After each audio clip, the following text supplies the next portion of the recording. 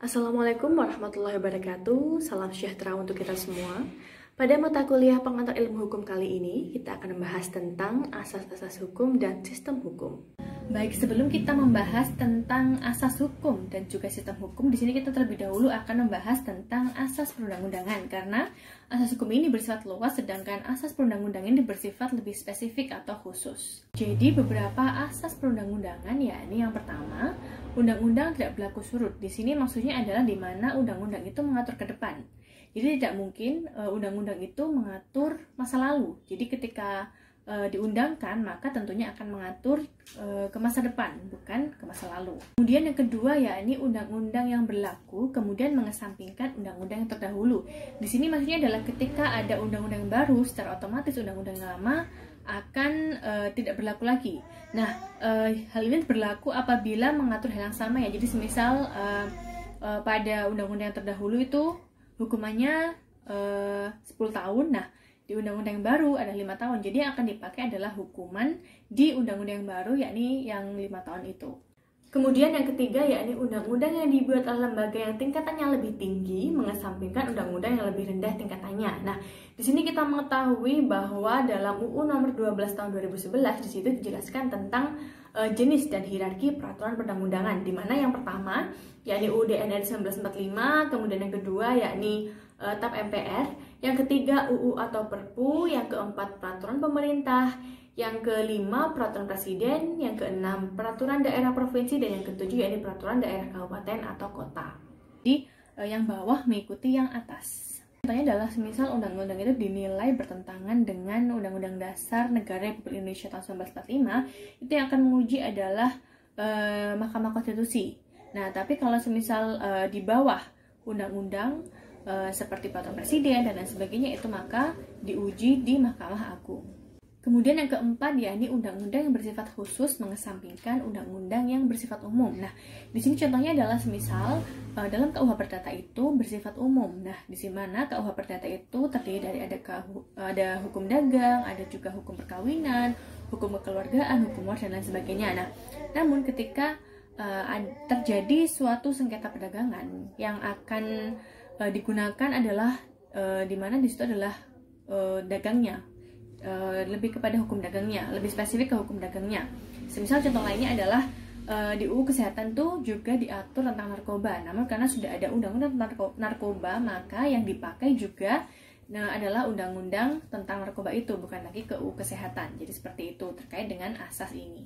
Kemudian yang terakhir yakni terkait dengan yang kelima, yakni asas perundang-undangan, di mana asas tersebut berbunyi undang-undang tidak memaksa seseorang untuk melakukan sesuatu yang tidak mungkin. Jadi undang-undang tidak akan memaksa seseorang untuk melakukan hal tidak mungkin. Jadi misal contohnya untuk menjadi seorang bupati harus meloncat dari tebing atau mana, tidak mungkin. Jadi hal-hal yang dirasa tidak mungkin, tidak akan mungkin undang-undang itu memaksa hal tersebut. Jadi itulah penjelasan terkait dengan asas-asas perundang-undangan. Kemudian kita juga membahas tentang suatu undang-undang itu tidak berlaku lagi jika yang pertama, jangka waktu berlaku yang telah ditentukan oleh undang-undang itu sudah lampau. Jadi semisal suatu hari nanti COVID udah selesai, jadi undang-undang yang mengatur tentang COVID itu sudah tidak berlaku lagi. Kemudian yang kedua, yakni keadaan atau objek untuk mana undang-undang itu diadakan sudah tidak ada lagi. Jadi semisal dalam Perda Kota Malang gitu ya, itu bahwa Cikart sudah tidak boleh masuk ke dalam kota. Jadi seperti itu. Kemudian BEMO dan lain sebagainya. Kemudian yang ketiga, yakni undang-undang itu dengan tegas dicabut oleh instansi yang membuat atau dibatalkan oleh instansi yang berwenang untuk membatalkannya. Dan yang keempat, yakni telah dibentuk undang-undang baru yang isinya bertentangan dengan isi undang-undang yang terdahulu. Jadi seperti tadi, kalau sudah ada undang-undang yang baru, maka aturan yang dipakai adalah di undang-undang yang baru itu, dan yang lama sudah tidak dipakai lagi. Jadi seperti itu. Terkait dengan asas-asas hukum, banyak sekali ahli hukum yang menyatakan pendapat tentang pengertian asas hukum.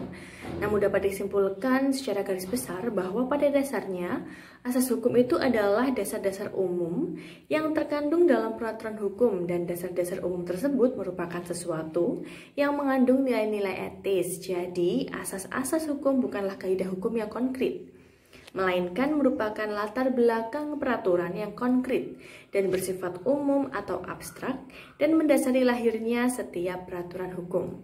Jadi secara simpelnya ya, bahwa asas hukum itu merupakan suatu petunjuk arah bagi pembentuk hukum dan pengambil keputusan. Adapun Sacipto Raharjo memberikan contoh konkret terkait dengan asas hukum adalah jiwa dari peraturan hukum, yakni contohnya seperti ini.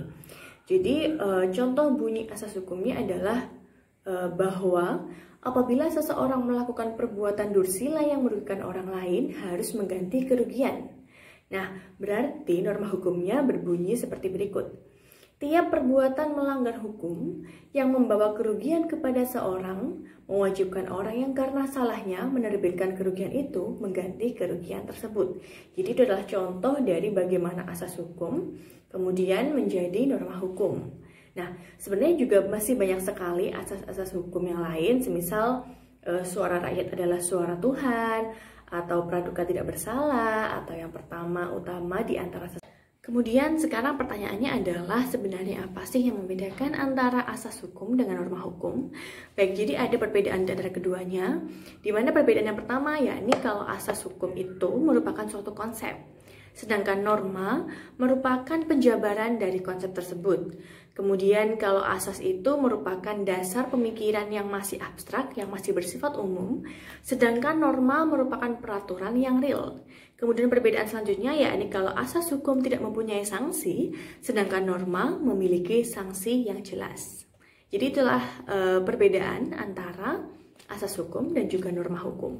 Jadi bisa juga disimpulkan bahwa asas hukum adalah merupakan latar belakang dari adanya suatu hukum konkret. Sedangkan norma adalah hukum konkret itu sendiri. Jadi atau bisa juga dikatakan bahwa asas adalah asal mula dari adanya suatu norma. Asas hukum itu ada yang memiliki sifat universal, namun juga ada pula yang dipengaruhi oleh tempat dan waktu sehingga tidak memiliki sifat universal. Sehingga dengan adanya hal ini, maka inilah yang memungkinkan adanya perbedaan antara asas hukum yang terdapat dalam suatu negara dengan asas hukum yang terdapat pada negara lain. Sedangkan asas-asas hukum yang berlaku di Indonesia, di samping asas-asas yang bersifat universal, berlaku juga asas-asas hukum yang bersifat nasional. Di antaranya adalah sebagai berikut, yakni yang pertama, hasil Seminar Hukum Nasional 4 tahun 1979, di mana asas-asasnya yakni yang pertama, asas manfaat, kemudian asas usaha bersama dan kekeluargaan, asas demokrasi, asas adil dan merata, asas peri kehidupan dalam keseimbangan, asas kesadaran hukum, dan juga asas kepercayaan pada diri sendiri. Kemudian pada hasil simposium pembaharuan hukum perdata nasional yang diselenggarakan oleh Badan Pembinaan Hukum Nasional Departemen Kehakiman tanggal 21 sampai dengan 23 Desember 1981, di mana asas-asasnya yakni asas kesatuan, asas negara hukum, asas persamaan, asas keadilan, asas kerakyatan, asas kemanusiaan, asas kekeluargaan, asas keseimbangan, asas kebebasan yang bertanggung jawab, dan juga asas kepentingan nasional.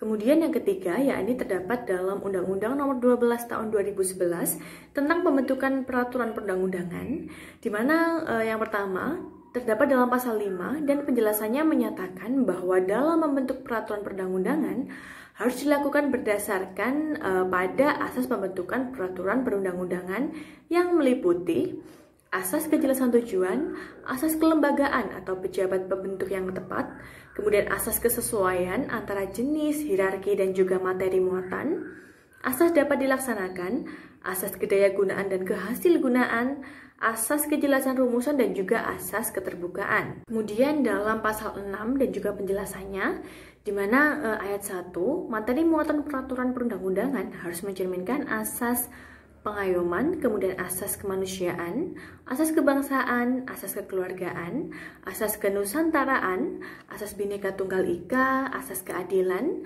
asas kesamaan kedudukan dalam hukum dan pemerintahan, asas ketertiban dan kepastian hukum, serta asas keseimbangan, keserasian, dan keselarasan. Baik, kemudian kita akan bahas tentang sistem hukum. Nah, menurut ahli hukum dari Belanda menyatakan bahwa sistem hukum adalah suatu rangkaian kesatuan peraturan-peraturan hukum yang disusun secara teratur menurut asas-asasnya. Sedangkan menurut pendapat dari Sudikno Mertokusumo berpendapat bahwa sistem hukum adalah hukum itu merupakan sistem. Berarti bahwa hukum itu merupakan tatanan. merupakan suatu kesatuan yang utuh yang terdiri dari bagian-bagian atau unsur-unsur yang saling berkaitan erat satu sama lain. Dengan kata lain, bahwa sistem hukum itu merupakan suatu kesatuan yang terdiri dari unsur-unsur yang mempunyai interaksi antara satu dan yang lainnya dan bekerja sama untuk mencapai tujuan kesatuan tersebut. Di dalam kesatuan itu tidak dikehendaki terjadinya konflik, sehingga apabila sampai terjadi konflik, maka akan segera diselesaikan di dalam sistem itu sendiri dan tidak dibiarkan berlarut-larut. Hukum merupakan suatu sistem yang tersusun atas sejumlah bagian yang masing-masing juga merupakan sistem, yang dinamakan dengan subsistem, tetapi bersama-sama mewujudkan suatu kesatuan yang utuh. Sistem hukum merupakan sistem yang terbuka. Sistem hukum merupakan kesatuan unsur, yaitu peraturan, penetapan, yang dipengaruhi oleh kebudayaan, kemudian juga ekonomi, sosial, sejarah, dan lain sebagainya. Peraturan-peraturan hukum itu terbuka untuk penafsiran yang berbeda, sehingga oleh karena itu selalu terjadi perkembangan. Colton juga berpendapat bahwa tata hukum itu tidak lengkap, sehingga sistem hukum adalah sistem terbuka yang selalu membutuhkan masukan untuk penyempurnaan. Kemudian hukum sebagai sistem, menurut Fuller, dapat diukur dengan 8 asas yang dikenal dengan Principles of Legality. Nah, apa saja sih sebenarnya Principle of Legality ini? Ada 8 asas, yakni yang pertama, suatu sistem hukum harus mengandung peraturan-peraturan. Kemudian yang kedua, peraturan-peraturan yang sudah dibuat harus diumumkan. Yang ketiga, peraturan tidak boleh ada yang berlaku surut. Peraturan-peraturan harus disusun dalam rumusan yang dapat dimengerti. Kemudian juga suatu sistem tidak boleh mengandung peraturan-peraturan yang bertentangan satu dengan yang lainnya. Kemudian yang keenam, peraturan-peraturan tidak boleh mengandung ketentuan yang melebihi apa yang dapat dilakukan. Kemudian yang ketujuh, tidak boleh sering merubah peraturan sehingga menyebabkan orang kehilangan orientasi. Dan yang terakhir, yakni harus ada kecocokan antara peraturan yang diundangkan dengan pelaksanaan sehari-hari. Jadi itulah tadi terkait dengan pernyataan yang disebutkan oleh Fuller bahwa untuk hukum sebagai suatu sistem itu ada 8 asas yang harus dipenuhi, diantaranya tadi 8 tadi yang disebut juga sebagai Principle of Legality. Lalu dalam sistem hukum positif Indonesia atau sistem hukum nasional Indonesia tersusun dari beberapa bagian yang masing-masing merupakan subsistem hukum dari sistem hukum nasional Indonesia. Nah, adapun subsistem hukum nasional Indonesia tersebut adalah sistem hukum perdata, kemudian sistem hukum pidana, sistem hukum tata negara, dan lain sebagainya, yang satu sama lain itu saling berbeda. Nah, kemudian di dalam hukum perdata sendiri terdapat sistem hukum keluarga, kemudian sistem hukum benda, sistem hukum harta kekayaan, dan lain sebagainya. Dengan kata lain, sistem hukum nasional Indonesia terdiri dari beberapa subsistem hukum, yang mana subsistem hukum itu sendiri sebenarnya juga merupakan suatu sistem hukum yang juga di dalamnya terdiri dari sub-subsistem hukum, dan seterusnya. Kemudian menurut Lawrence M. Friedman itu mengemukakan bahwa suatu sistem hukum terdiri dari 3 komponen. Nah, 3 komponen ini apa saja sih? Jadi komponen yang pertama yakni struktur, kemudian substansi, kemudian juga budaya hukum. Nah, selanjutnya kita akan menjelaskan satu persatu terkait dengan 3 komponen ini. Jadi komponen pertama ini adalah struktur. Struktur adalah suatu hal yang terkait dengan kelembagaan hukum yang bergerak menjalankan fungsinya di dalam sistem hukum. Nah, apa saja sih yang termasuk dalam struktur ini? Jadi, seperti lembaga legislatif atau kekuasaan legislatif yang memiliki kekuasaan membuat undang-undang. Kemudian lembaga yang melaksanakan undang-undang atau eksekutif, dan juga kekuasaan untuk menghakimi atau yudikatif. Kemudian komponen yang kedua yakni substansi. Substansi adalah suatu produk dari suatu kekuasaan yang memiliki wewenang membentuk hukum.